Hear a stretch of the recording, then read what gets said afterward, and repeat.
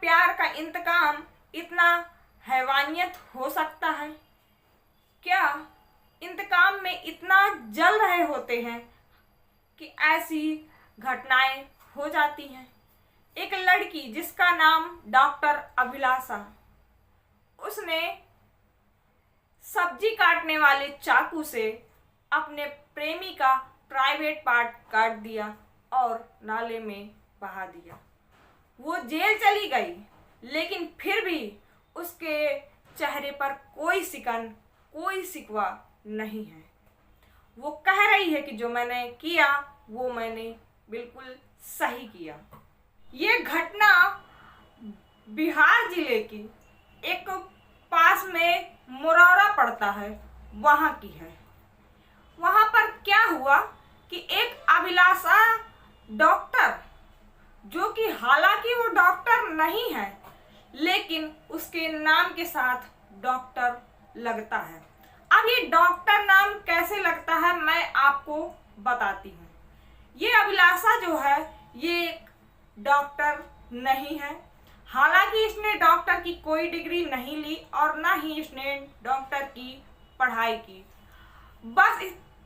बस इसने क्या किया है कि इसने दरभंगा के ललित नारायण मिथिला यूनिवर्सिटी से इसने सिर्फ और सिर्फ बीएससी की डिग्री प्राप्त की। ये पहले तो सिर्फ अभिलाषा थी, ये अभिलाषा डॉक्टर कहलाई मुरौरा आने के बाद। ये डॉक्टर अभिलाषा मुरौरा आई ही इसी गलत इरादे से थे कि वहाँ पर एक अस्पताल खोले, और ये डॉक्टर नहीं थी। ये अस्पताल सरकारी अस्पताल के 100 किलोमीटर की दूरी पर खोला गया, जिसका नाम रखा गया LB आरोग्य स्वास्थ्य केंद्र। ये नाजायज अस्पताल था, आप कह सकते हैं इसको, क्योंकि इसकी ना तो कोई रजिस्ट्रेशन है और ना ही यहाँ पर कोई डॉक्टर। क्योंकि ये जो अभिलाषा मालकिन बनी बैठी है उस अस्पताल की, नाजायज अस्पताल की, ये खुद ही डॉक्टर नहीं है। अब कहानी शुरू होती है कि इसने एक अस्पताल खोला। अब अस्पताल खोला तो कुछ इसका प्रचार प्रसार करने के लिए कुछ ऐसे लोग चाहिए जो कि थोड़ा अच्छे औहदे पर हों। इसकी मुलाकात वेद प्रकाश से हुई, जो कि वार्ड नंबर 12 का काउंसलर था।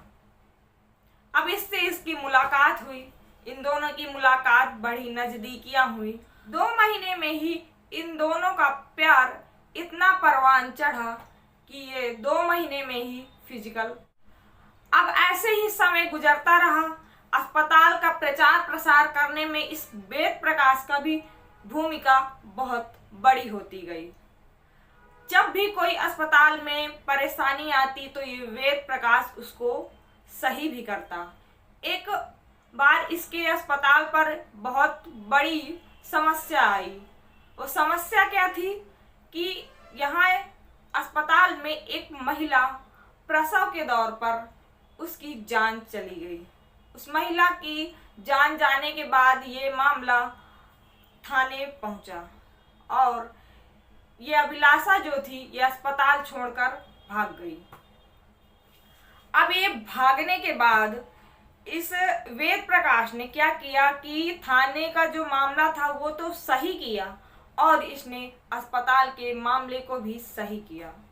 अब इस प्रकार से ये अभिलाषा का साथ भी देता था। अब इनका प्यार इतना था कि लोगों के नज़रों में खटकने लगा। लोग इन्हें कहने लगे कि ये लिविंग शिप में रह रहे हैं। लोग इनकी चर्चाएं करने लगे, बदनामियां होने लगी, लेकिन इन्हें कोई फर्क नहीं पड़ता था। अभिलाषा इसके प्यार के सपने संजोती थी और ये अभिलाषा जो है ये वेद प्रकाश के माया जाल में ऐसी फंसती चली गई कि इसने कभी सोचा नहीं था कि ये मुझसे शादी नहीं करेगा। ये अभिलाषा जो है वो सोचती कि हम दोनों की शादी होगी, लाइफ हमारी अच्छी चलेगी, हम हनीमून पर जाएंगे। ये सारी सपने जो है अभिलाषा डॉक्टर संजोती रही। खबर कुछ दिन बाद अभिलाषा के माता पिता को भी लगी और उसके माता पिता ने इस अभिलाषा को समझाने की कोशिश की।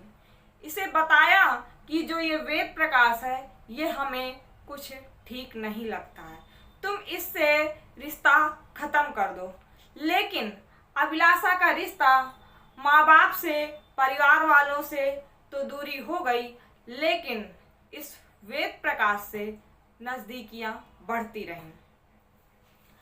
अब इन्हीं बीच जो है कि ये अभिलाषा जो होती है 2 से 3 बार प्रेग्नेंट भी होती है। अब ये जब भी शादी की बात करती इस वेद प्रकाश से तो ये कहता कि शादी की इतनी जल्दी क्या है, शादी तो करनी ही करनी है, शादी हम बड़े धूमधाम से करेंगे, अभी बच्चे की क्या जरूरत है, अभी अबॉर्शन करवा लो। ये अभिलाषा बार बार इसके कहने पर अबॉर्शन करवाती रही और ये वेद प्रकाश इस अभिलाषा को झांसे में रखता रहा। कई बार शादी की डेट भी निकली। ये अभिलाषा बताती है कि 7 से 8 बार शादी की डेट निकली। शादी की डेट निकलती और ये शादी के दिन भाग जाता। यह अभिलाषा से कहता कि तुम सजो, हम शादी करेंगे। यह अभिलाषा दुल्हन की तरह सजती, मेहंदी लगवाती हाथों में और ये इसका इंतजार करती रहती। और ये जो वेद प्रकाश है ये आता ही नहीं। ये मोबाइल अपना स्विच ऑफ कर लेता और शादी के 2-3 दिन बाद आता। ये अभिलाषा इसको फोन लगाती रहती, रोती रहती, बिलखती रहती, तैयार बैठी रहती शादी के लिए, लेकिन ये नहीं आता। और 2-3 दिन बाद आता और अभिलाषा को बहलाता फुसलाता और अभिलाषा के साथ ऐसे ही समय गुजर रहा था। अब अभिलाषा इस बात से इससे बहुत परेशान थी कि ये शादी के दिन भाग जाता है, शादी नहीं करता है। ये दबाव बनाने लगी तो ये कहता कि अरे शादी तो हम करेंगे ही करेंगे, और इसी तरह इसको बहलाता रहा। अब 2 साल बाद इनकी रिलेशनशिप 2022 की है, करीबन 22 की है जान पहचान, और 22-23 अब आ गया 24। अब इनकी शादी की डेट निकली, कोर्ट में रजिस्ट्रेशन भी किया गया, कोर्ट में दरख्वास्त की गई, शादी के लिए इन्हें डेट भी फिक्स हो गई। अभी इसने एक बार फिर से कहा कि तुम सजो, दुल्हन बनो और मैं तुमसे शादी करूंगा। यह अभिलाषा दुल्हन की तरह सजती, अपने हाथों में मेहंदी लगवाती और इसका एक बार फिर से इंतजार करती। ये वेद प्रकाश फिर से शादी के दिन नहीं आता। ये फोन लगाती रहती, फोन स्विच ऑफ बताता और ये रोती बिलखती रहती। शादी की डेट निकल जाने के बाद ये 2-3 दिन बाद आता, इस इरादे से कि जैसे अभी तक बार बार इसको मैंने मनाया है, इस बार भी मना लूंगा और इसी तरह हमारा रिलेशन चलता रहेगा। लेकिन इस बार अभिलाषा अपने इंतकाम की आग में जल रही थी। ये परेशान हो चुकी थी इस बात से कि ये मुझसे शादी नहीं कर रहा है और शारीरिक सुख बार बार इससे ले रहा है। इस बात से परेशान अभिलाषा ने इस बार पूरी प्लानिंग कर कर बैठी थी। इसका इंतजार कर रही थी आने का कि ये कब आएगा, और ये आया 1 जुलाई सुबह 10 बजे ये अभिलाषा के पास पहुंचा। अब इस अभिलाषा ने इसको प्यार की ऐसी घुट्टी पिलाई कि ये जो भी ये अभिलाषा देती उसको खाने पीने को वो खाता पीता रहा, और वो अभिलाषा ने उसके खाने पीने में बेहोशी की दवा मिला दी और वो कुछ ही देर बाद बेहोश हो गया।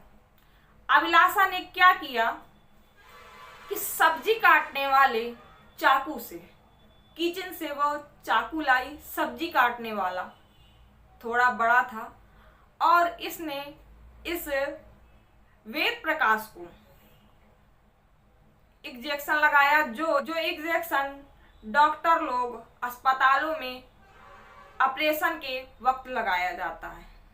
इसने झुन्न का इंजेक्शन लगाया और उसका चाकू से, सब्जी काटने वाले चाकू से उसका प्राइवेट पार्ट काटा और बाथरूम में फ्लैश कर दिया। अब अभिलाषा ने ये नहीं सोचा था कि स्थिति इतनी गड़बड़ हो जाएगी। जब इसने प्राइवेट पार्ट उसका कट कर दिया तो खून का प्रवाह जो था वो इतना ज्यादा था कि अभिलाषा घबरा गई क्योंकि खून रुक ही नहीं रहा था, और अगर वेद प्रकाश को इसके रूम में कुछ हो जाता तो ये फंस जाती। इसने तुरंत थाने फोन लगाया और वहां से एक टीम आई। टीम ने जब वेद प्रकाश की हालत को देखी तो वो बौखला गई कि क्या प्यार ऐसा भी हो सकता है। वो खून से लथपथ था। पुलिस ने 12:30 बजे उसको अस्पताल पहुंचाया। अस्पताल पहुंचाने बाद जब इस अभिलाषा से पूछा जाता है कि आखिर तुमने ये कदम क्यों उठाया, तो अभिलाषा बताती है कि ये बार बार मुझसे संबंध बना रहा था और शादी की डेट निकलती और ये भाग जाता। मेरे साथ ये ऐसे ही संबंध बनाना चाहता था और शादी नहीं करना चाहता था। मुझे इस बात का बिल्कुल भी पछतावा नहीं है कि मैंने ये किया। वो कहने लगी, जो मैंने किया है वो बिल्कुल सही किया है, ये मेरा नहीं हो सकता तो मैं किसी और का भी होने नहीं दूंगी। तो अभिलाषा जेल चली गई, लेकिन फिर भी उसके चेहरे पर कोई सिकन, कोई गिला नहीं है। जब इस वेद प्रकाश को अस्पताल में होश आया तो अभिलाषा को उसके सामने ले जाया गया। तो अभिलाषा ने फिर से कहा कि अगर तुम मेरे नहीं हो सकते तो मैं किसी और का भी तुमको नहीं होने दूंगी। तुम शारीरिक सुख जिंदगी में कभी नहीं ले सकते। तुमने मेरे साथ धोखा किया है, मेरा यूज किया है, इस्तेमाल किया है। हालांकि इस अभिलाषा ने कोई रिपोर्ट दर्ज नहीं कराई, लेकिन वेद प्रकाश ने एक रिपोर्ट दर्ज कराई। उसमें क्या लिखवाया कि मैं अभिलाषा को जानता ही नहीं हूँ। मैं तो रास्ते से जा रहा था और मेरी तबीयत खराब हुई, मुझे पलटी आई और मैं इसके अस्पताल पर दिखाने पहुंचा तो मुझे बेहोश कर दिया गया और मेरा प्राइवेट पार्ट काट लिया गया। और यहाँ पर जब मुझे होश आया तो मेरा प्राइवेट पार्ट गायब है। मैं अभिलाषा को जानता नहीं। लेकिन हालांकि सब कोई जानते हैं कि ये अभिलाषा को जानता है। इसके जानने वाले, इसके वार्ड मेंबर में जो काम करने वाले, इसके अभिलाषा के रिश्तेदार, घर वाले और अस्पताल के पास जो सभी लोग रहते हैं, इनकी सारी चर्चाएं कर रहे हैं, इनको जानते हैं। इनके जब रिलेशन में थे तब भी जानते थे, इनकी चर्चाएं करते थे। तो इस अभिलाषा ने इस धोखेबाज वेद प्रकाश पर अपना पूरा प्यार लुटाया, विश्वास, सब कुछ किया, और इस धोखेबाज वेद प्रकाश ने अभिलाषा के साथ ऐसी हैवानियत, दरिंदगी और नाजायज रिश्ते इससे बनाता रहा।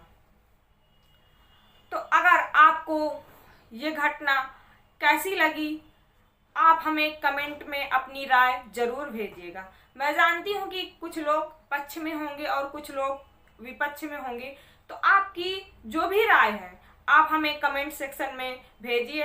हम आपकी राय का बेसब्री से इंतजार करते हैं।